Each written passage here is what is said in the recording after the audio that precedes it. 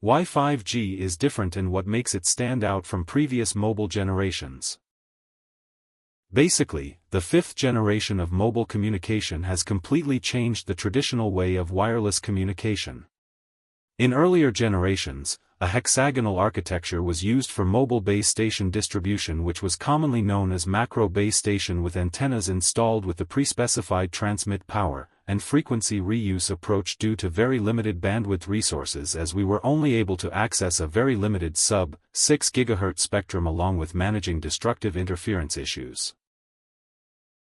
Basically, the fifth generation of mobile communication has completely changed the traditional way of wireless communication.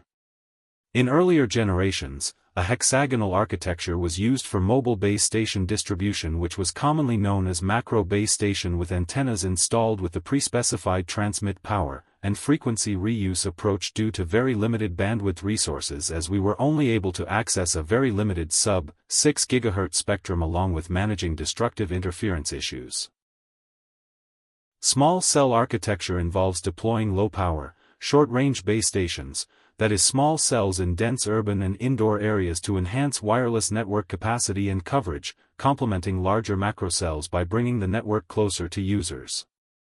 These compact cells are designed for easy deployment on existing infrastructure like lamp posts or buildings, are more cost-effective than building additional macro towers, and are particularly crucial for 5G networks utilizing high-band mmWave frequencies due to their limited penetration range and signal propagation losses.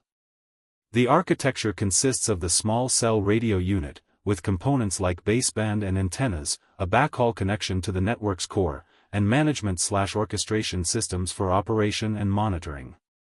However, different small cells designed were proposed, such as femtocell, picocell, relay node, and microcell. The primary reason of introducing different types of cell architecture is to distribute the base station as per the required contents and audiences.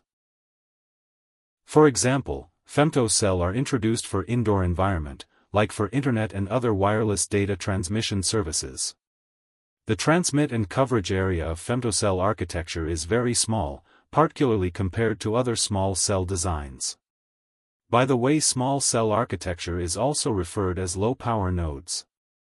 Here is the table discuss different details about the low-power nodes architecture setup. Another promising aspect of 5G is the ability to access untapped portions of the upper spectrum in the sub-24 GHz spectrum. Let me break down what that really means. In previous generations of mobile networks, we were limited to using frequencies below 6 GHz. This was mainly due to technological constraints and the architecture of mobile systems at that time. Frequencies above 6 GHz, particularly those in the mmWave region, were considered unreliable because of the long-distance propagation issue. Additionally, mmWave frequently affected by the obstacles such as walls and different environmental factors, including gases that eventually cause propagation losses.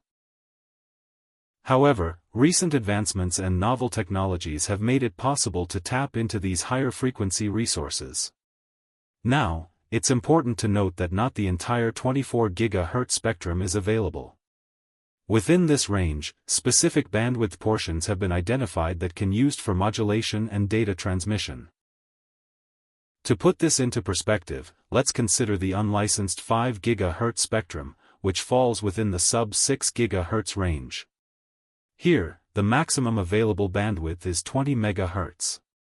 This bandwidth is divided into resource blocks, and within those blocks, subcarriers are allocated for transmission.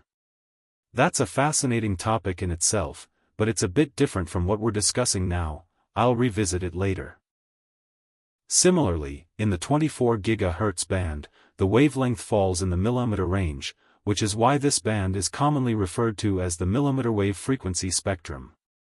Although there are other spectrum bands identified above 24 GHz, and extensive research has been carried out on their propagation and various essential characteristics across different environments and countries, the 24 GHz spectrum remains one of the primary mmWave spectrum for 5G. I am sharing some highly cited papers that have shown adaptability in real-world environments.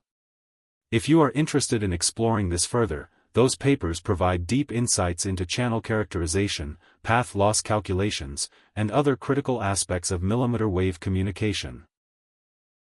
Okay. So the fact is that after the advent of millimeter wave spectrum we are now able to access larger bandwidth, higher than the previous 20 MHz. As I mentioned earlier, different millimeter wave bands have already been identified, and trial tests have been carried out based on specific geographic requirements. Many countries have even deployed 5G networks, both in non-standalone and standalone modes, on their public networks. However, it is important to understand that every geographic location requires a suitable back-end system, which heavily depends on the local conditions.